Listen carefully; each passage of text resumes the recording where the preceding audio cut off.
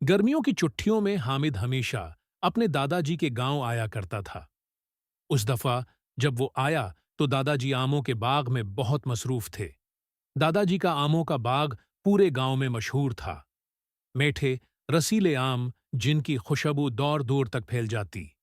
एक से पहर हामिद और दादाजी आम के दरख्त के नीचे चारपाई पर बैठे आम खा रहे थे। दादाजी अपनी पुरानी हक्का की नलकी को साफ कर रहे थे कि अचानक एक अजीब वाकया हुआ। एक मोटी ताजी मरगी झाड़ियों से निकली, अपनी चोंच साफ करती हुई आई और साफ साफ इंसानी आवाज में बोली, दादाजी, आज का आम तो मजेदार था, लेकिन कल वाला थोड़ा कच्चा था। हामिद के हाथ से आम छोड़कर जमीन पर गिर पड़ा। वो आंखें फाड़कर मुर्गी को देखने लगा। दा दा दादाजी, मरगी बोल रही है। हामिद चीख पड़ा। दादाजी ने इत्मीनान से हके का कश लिया और कहा, अरे घबराओ मत बेटा, ये कोई आम मरगी नहीं है, ये जादुई मरगी है। जादुई मरगी? हामिद ने हैरानी से पूछा। दादाजी ने हंसते हुए कहा, हां, ये किस्सा सुनो। बरसों पहले की बात है। मैं जंगल के रास्ते से गांव वापस आ रहा था कि अचानक एक बूढ़ा जादवागर मिला। वो एक मुर्गी बेचने की कोशिश कर रहा था।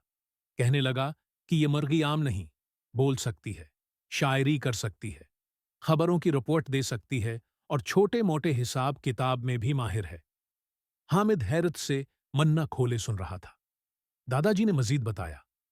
उस जादूगर ने कहा, ले लो, सिर्फ एक चम्मच सोना दो। मैंने कहकहा लगाया और कहा, सोना कहां से लाऊं? मेरे पास तो हक्का और आम के बाग के सिवा कुछ नहीं। वो जादूगर थक कर कहने लगा, अच्छा ले जाओ, बस बदले में एक आम दे दो। मैंने एक खट्टा आम देकर यह मर्गी ले ली। मर्गी ने हनकारा भरा। सच है, वो आम बड़ा खट्टा था। हामिद ने हंसते हंसते पेट पकड़ लिया। इस दिन के बाद मर्गी ने गांव में तहलका मचा दिया। रोज सुबह जब मुअज्जिन अजान देता तो मर्गी घनगर्ज वाली आवाज में बोलती, उठो गांव वालों, सूरज निकल आया, दूध दबा लो, नलके ठीक कर लो और आम खाने का वक्त है। शाम को मर्गी गांव के चौराहे पर खड़े होकर खबरें सुनाती। मिसलन, आज के अहम निकात, दादू बीबी की भैंस ने दूध देने से इनकार कर दिया, चराग अली का बेल गुम हो गया, इतिला देने वाले को आम इनाम में दिए जाएंगे। और सबसे बड़ी खबर, दादाजी के बाग में आमों की रिकॉर्ड तोड़ फसल। लोग हंसते हंसते मर्गी के गर्द जमा हो जाते। कुछ लोग तो मर्गी को अपनी शादियों में बुलाने की दरख्वास्त करते कि वो मेहमानों को शायरी सुनाए। एक दिन हामिद ने शरारत से कहा, दादाजी, हम इस मुर्गी का यूट्यूब चैनल बना लेते हैं, दुनिया भर में मशहूर हो जाएंगे। मर्गी ने चोंच तीखी करते हुए कहा, नहीं, मुझे मशहूरी से ज्यादा आम खाने में मजा आता है। दादाजी ने प्यार से मुर्गी के सर पर हाथ फेरा। बिल्कुल ठीक कहती हो, शहरत का क्या फायदा जब आम हाथ से निकल जाएं। लेकिन हालात ने पलटा खाया। एक दिन गांव में एक नया ताजिर आया। उसने मर्गी की बातें सुनी और फौरा दादाजी से कहा, चचा जी, मुझे ये मर्गी बेच दो, मैं उसके बदले तुम्हें शहर में एक बंगला दिलवाऊंगा। दादाजी ने बगैर एक लम्हा सोचे इनकार कर दिया। नहीं मियां, ये मर्गी मेरा फख्र है, मेरे आमों की मुहाफिज है। मर्गी खुश होकर गंगनाने लगी। आम है दादाजी की शान, मर्गी है बाग की पहचान। उसी दिन दादाजी ने मर्गी को बाग का वजीर बना दिया।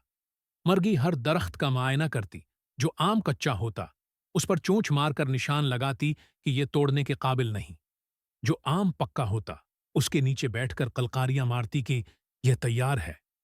गांव वाले हैरान हो गए कि दादाजी के आम दुनिया में सबसे बेहतरीन कैसे हो गए। आखिरकार गांव का नाम आमनगर रख दिया गया और गांव के दरवाजे पर बड़ा सा बोर्ड लगा दिया गया, आमनगर, जहां मर्गी खबरों की माहिर और बाग की रखवाली करती है। और हामिद, वो हर साल गर्मियों में दादाजी के पास आता, मर्गी की शायरी सुनता, आम खाता और दिल ही दिल में सोचता, शायद अगले साल मर्गी से अंग्रेजी भी सीख लूं। अखलाकी सबक, असल दौलत आमों में है, शहरत में नहीं।